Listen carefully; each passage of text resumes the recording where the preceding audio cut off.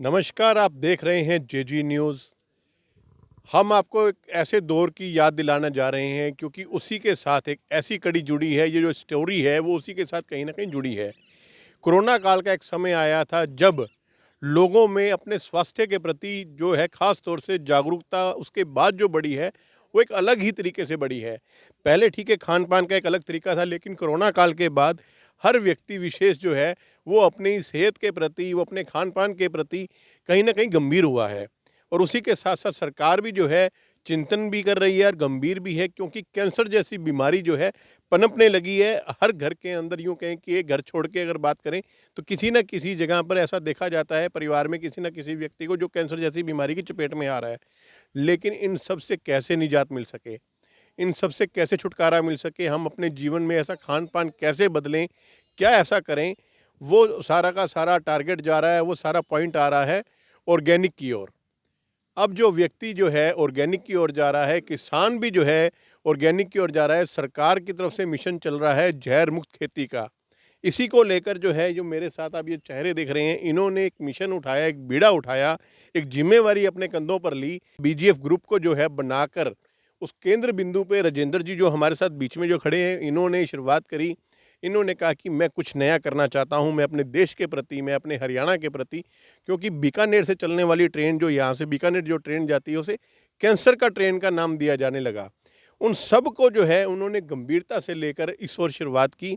मेरे पीछे जो ये आप देख रहे हैं, जो आप सोच रहे होंगे ये क्या सूखा-सूखा सा जो लगा हुआ है, ये क्या चीज़ है? ये ऑर्गेनिक खेती यहाँ से तैयार हो रही है, ऑर्गेनिक खाद तैयार हो रही है, ऑर्गेनिक प्रोडक्ट तैयार हो रहा है। उसमें जो आपकी सब्जियाँ हैं, जो आपके फल-फ्रूट हैं, उनमें जो इससे खाद बनती है, वो उसमें डाली जाती है।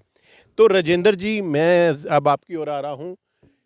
कैसे ये आपके मन में आया और ये बीजीएफ जो है एक नाम अपने आप में बनता जा रहा है, सिर्फ सिरसा की बात ना करें, अगर हम हरियाणा की बात करते हैं, अन्य प्रांतों की बात करते हैं, वहाँ बीजीएफ का नाम देखा जा रहा है। आज हमारी जेजी न्यूज़ की टीम जो है आपके कह सकते हैं कि हरियाणा के जो एक अंतिम छोर पर सिरसा के साथ, एलनाबाद के साथ नज़दीक जो है कुंथला गाँव में हम खड़े हैं। तो किस तरीके से आपको ये चीज़ सारी प्रेरणा मिली? पहले तो आपका यहाँ आने के लिए बहुत बहुत धन्यवाद। ये हमारे मित्र हैं विकास जी, ये पृथ्वी या यूनिट देखते हैं। क्या हुआ जी कि मेरे पास कहीं बाहर से करनाल साइड से कोई बंदे आए, उन्होंने कहा जी ऐसे ऐसे करके एक वर्मी कंपोस्ट की यूनिट लगानी है आपके खेत में। हमने कहा जी लगा दो। तो उन्होंने हमसे कुछ पैसे लिए और एक यूनिट लगा दी, लेकिन उनको प्रॉपर जानकारी ना होने की वजह से वो यूनिट हमारी फेल हो गई थी और मेरा नुकसान भी हो गया। उसके बाद फिर मैंने सोचा कि नहीं यार, यूनिट तो अच्छी थी, अगर खाद मिल जाती खेतों में तो मेरे को यूरिया डीएपी के लिए नहीं भागना पड़ता, लाइन में नहीं लगना पड़ता, प्रशासन की तरफ से डंडे सोटे नहीं खाने पड़ते। तो फिर मैंने सोचा यूनिवर्सिटी चलते हैं। मैं यूनिवर्सिटी गया, वहाँ गोदारा जी थे, उनसे मिला, उनके वहाँ मैंने 3 दिन ट्रेनिंग की, 27, 28, 29। तो उसके बाद थोड़ा समझ में आया कि वर्मी कंपोस्ट क्या है, क्यों ज़रूरी है। फिर वहाँ से ट्रेनिंग लेके हमने खुद की यूनिट शुरू की, एक बीजीएफ का ग्रुप बनाया। उसके अंदर हमारे एमडी डॉक्टर राजेंद्र कड़वासरा जी है, अमन तरड़ जी है, कृष्ण यादव जी हैं। हमारी एक टीम बनी, हमने फिर एक यूनिट यहाँ 2 एकड़ में लगाई है। ये यूनिट मैं देख रहा हूँ, साथ में मेरे शौकी हैं विकास जी, पृथ्वी, ये हमें शौक करते हैं जी यूनिट चलाने के लिए। जी, आपने बताया कि एक पूरा ग्रुप आपने जो है बनाया, उसके बाद इसकी शुरुआत करी। तो थोड़ा-सा हमारे दर्शकों को बताएँगे और ख़ास तौर से किसान भाइयों के लिए क्या है ये चीज़? जो वर्मिंग कंपोस्ट में इस तरह से कैसे ये खाद तैयार होती है? कैसे इसका इस्तेमाल होता है? आपने कहा कि मैंने यूनिवर्सिटी की ओर जब गया, वहाँ से मैंने पहले सीखा इसका, फिर थोड़ा-सा बारीकी से थोड़ा-सा बताएँगे सरल भाषा में? सरल भाषा में ये है जी, ये डीएपी यूरिया का तोड़ है और वर्मी कंपोस्ट दुनिया की सबसे अच्छी खाद है, जो ज़मीन के लिए और ज़मीन में उगने वाली फसल है उनके लिए इसमें जो तत्व है वो भरपूर है। इसके अलावा कुछ डालने की ज़रूरत नहीं है। अभी पीछे मैंने धान जो है बिल्कुल ऑर्गेनिक तरीके से किया था, अभी कणक जो मैंने बोई है ऑर्गेनिक तरीके से, आप गेहूँ भी देख के जाना जाते हुए। तो इसमें क्या है जी, थोड़ा सा है, खाद वगैरह का ध्यान रखना पड़ता है, कच्ची खाद लेनी पड़ती है जो 1-2 महीने पुरानी हो। उसके बाद उसमें केंचुए डालते हैं और ये 3-1 महीने का लगभग का एक सेशन रहता है, उसके अंदर खाद कंप्लीट बन के तैयार हो जाती है और वही खाद यहाँ से पैक करके हम मार्केट में भी सप्लाई करते हैं और अपने खेतों में भी सप्लाई करते हैं। तो इसके साथ-साथ अगर मार्केट से ये ली जाती है, तो क्या रेट पड़ती है? और अगर किसान लगाए, तो इसको कैसे अपने खेत में लगाए? किसान अगर लगाए तो फिर तो बहुत सस्ती पड़ेगी। अगर बाहर से मार्केट से खरीदें, अगर खुली खाद भी खरीदते हैं तो 8 रुपये केजी है, और पैकिंग में अगर जाएं तो कंपनियों की पैकिंग में जाएं तो 50 रुपये से लेके 200 रुपये केजी तक जा रही है। उदारा जी, मार्केट में ऐसी बहुत सी कंपनियां देखी जा रही हैं जो कहती हैं कि केचुए की जो है इस तरह का बेड लगाए जाते हैं, उनके ऊपर उनको पैसा दिया जाता है। तो इस तरह का क्या कंसेप्ट है, वो क्या चीज़ है? देखो, अलग अलग कंपनी का अलग अलग कंसेप्ट है सर, वो क्या करते हैं क्या नहीं उसका तो मुझे नहीं नॉलेज है, लेकिन हमारा फंडा बिल्कुल क्लियर है जी। हम किसान के यहाँ अगर कोई इच्छुक हो तो उनको हम ट्रेनिंग भी प्रोवाइड करवाते हैं, गवर्नमेंट से क्या सहयोग मिलता है, सब्सिडी क्या मिलती है, किस तरीके से इसको यूनिट को लगा सकते हैं, लगाने के अंदर क्या क्या प्रॉब्लम आती है उसका भी हाल हम ही बताते हैं। अगर वो किसान अगर खुद अपने खेत में यूज़ करता है तो खेत में यूज़ करे, अगर बेचना भी चाहता है तो हम उनकी बेचने में भी हेल्प करते हैं। तो गुदारा जी, आप थोड़ा साथ चल दीजिए और थोड़ा सा हम दिखाते हैं कि जो इन्होंने बात करी कि किस तरीके से ये बेड बनाए जाते हैं। तो आप ये देख रहे होंगे कि आपको हम दिखाते हैं यहाँ सीधा सीधा तौर पर, ये नीचे पन्नी लगी हुई है। ये ब्लैक कलर की जिसको हम बोलते हैं, ये पन्नी लगी होती है। गुदारा जी, थोड़ा सा आप दिखाएंगे इनको, ये ईंट हटा के दिखाएं थोड़ा सा। देख, ये जैसे ये पन्नी लगी होती है, पहले इसको लगाया जाता है, फिर उसके ऊपर आप बता रहे हैं कि गोबर की जो है वो लेयर लगाई जाती है, और उसके चारों तरफ जो है ईंटों का रद्दा बना के, ताकि पानी चार दीवारी टाइप की कर दी जाती है। थोड़ा सा ये पराली सी हटा के दिखाएंगे कि इसके अंदर कैसे क्या चीज़। ये इसके अंदर आप देख रहे हैं कि केचुए जो हैं इसी के अंदर होते हैं, और इसी के, ठीक है, ये बारीक बारीक जो हैं आप देख रहे हैं, ये खाद ऊपर अपने आप बनकर आती है क्या? जी जी, ठीक है, इसी के नीचे केचुए हैं, इसके नीचे केचुए होंगे, और उसी के, अच्छा, ये जैसे कि आप देख रहे हैं, ये जो इनके हाथ में आप देखिए, ये केचुए हैं, इनसे ही जो है ये खाद तैयार होती है। तो ये 3 महीने का प्रोसेस रहता है गुदारा जी? हाँ, 3 साढ़े 3 महीने में कंप्लीट हो जाता है। ठीक है, तो ये खाद जो है अपना कहाँ कहाँ यूज़ होती है?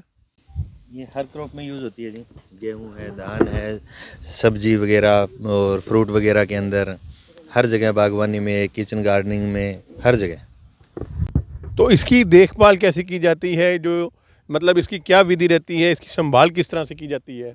वैसे इसमें ज़्यादा कुछ नहीं है, टेम्परेचर का ही मेन रहता है, ज़्यादा सर्दी ना हो, ज़्यादा गर्मी ना हो, हीट वेव के अंदर थोड़ा प्रॉब्लम होता है, बाकी नॉर्मल है, कुछ नहीं है, सिर्फ मॉइस्चर का देखना पड़ता है। केंचुए को जो मौसम सूट करता है उसी हिसाब से उसको रखना पड़ता है, पराली वगैरह से ढक के। और इसमें साथ कहा जाता है कि मतलब हमने देखा कईयों पे वो लेंटर लगे होते हैं बड़ा बड़ा, उसमें एक अलग ही यूनिट दिखा रखा होता है। किसान कहीं ना कहीं उसको देख के सोचता है कि बहुत खर्चे का घर है, लेकिन यहाँ के तो ऐसा लग रहा है कि कुछ ऐसा खर्चा है ही नहीं, कि ठीक है, एक ब्लैक से आपने पन्नी बताई, उसके साथ ईंटों का रद्दा लगाया और ये किया, और बहुत ही अच्छे से।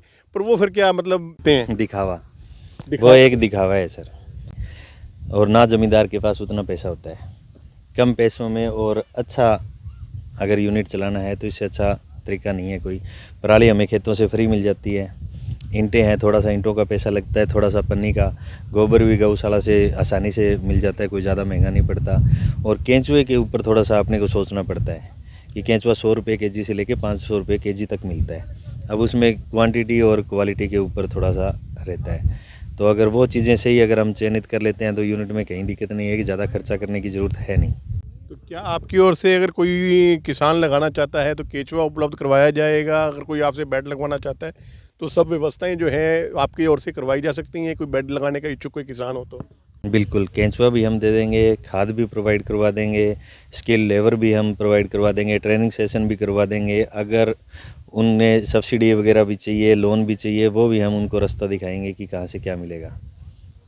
तो बीजीएफ का, जिसको हम कहें कि एक ऐसा कंसेप्ट लेकर आया है कि जो किसान, क्योंकि पीछे मैंने देखा कि कईयों ने ये केचुए के जो है, हम बात करते हैं तो वो कहते हैं जी हमने लगाया, हमें कामयाबी नहीं मिली, लेकिन बीजीएफ जिस तरीके से कंसेप्ट को लेकर चली है, उससे कह सकते हैं कि एक जो किसानों को स्पष्ट रूप से स्पष्ट रास्ता उनको दिखाने का काम करिए। और ये क्या कारण रहता है कि जो लोग कहते हैं कि हम, आपने भी जैसे बताया कि मेरे को पीछे कोई कंपनी मिली, फिर मैंने लगाया, लेकिन मेरे को वैसी कामयाबी नहीं मिली, फिर आपने यूनिवर्सिटी से ट्रेनिंग ली, तो ऐसा क्या? एजुकेशन, मेन एजुकेशन में अधूरा ज्ञान तो देखो फिर या तो यूनिट फेल हो जाएगी या इंसान खुद ही फेल हो जाएगा, यूनिट फेल होगी तो एजुकेशन बहुत ज़रूरी है। तो आपने प्रण ले लिया कि मैं इसको कामयाब करके दिखाऊंगा? बिल्कुल 100%। ट्रेनिंग का यही पर्पज़ था मेरा। मैंने पहले यूनिवर्सिटी में ट्रेनिंग ली, फिर जैसे बड़ी बड़ी यूनिट चल रही है वहाँ मैंने विजिट किया, 2-2 4-4 दिन रह के वहाँ भी सीखा। और ये सीखने का ही काम है जी, हर टाइम नया चैलेंज आता है। कभी आपका पंजाब में भी ऑफिस है हाँ जी, डेराबस्सी में अपना ऑफिस है जी। और कहाँ कहाँ आपके जो यूनिट ये लगे हैं? हमारा एक यूनिट तो यहीं है सर, एक फाजिलका के अंदर है, गंगानगर के अंदर है, और गोरियाबास पटौदी के अंदर है, वहाँ कृष्ण यादव जी संभालते हैं। और ऑफिस हमारा चंडीगढ़ ही है जी, डेराबस्सी के अंदर। तो एक किसान से जुड़ी स्टोरी, कैसे ऑर्गेनिक की ओर जा रहे हैं। कोरोना काल के बाद लोग जो है जब बदले और दौर बदला और ऑर्गेनिक के प्रति जो है लोगों में जागरूकता आई, और जो है गोदारा जी के प्रयास इस मिट्टी में रंग लाते दिखाई दे रहे हैं। यहाँ पे इन्होंने बात करी स्किल, वाकई में उन लेबर को जो है रोज़गार भी मिल रहा है, सबको रोज़गार भी मिल रहा है, और एक ऑर्गेनिक खाद भी जो है तैयार हो रही है। और साथ ही साथ जो है इस तरीके से मेरे साथ डॉक्टर विकास जी भी मेरे साथ खड़े हैं, और उनसे भी जानते हैं कि डॉक्टर साहब, आप ख़ास तौर से बड़ी बारीकी से मैं आया था जब आप देख रहे थे और आप बता भी रहे थे, और आप स्ट्रॉबेरी के प्रति भी हम कह सकते हैं कि काफ़ी जो है आपने बहुत लंबे समय से काम किया, एक अपनी पहचान रखी है आपने उसमें, और ऑर्गेनिक के अंदर भी एक विशेष पहचान रखते हैं। तो इसकी हर चीज़ को, जैसे वर्मिंग वॉश है, उसको भी यूज़ किया जा रहा है, थोड़ा सा आप बताएंगे? हाँ जी, ये जो केंचुआ है इसका मल और मूत्र और जो गोबर की खाद है, इसमें जो पानी डालते हैं उसमें कई बार ज़्यादा हो जाता है, जिसको हम निकाल लेते हैं। बहुत सी कंपनियां हैं जो 500 से 1000 रुपये लीटर तक इसको बेच भी रही हैं।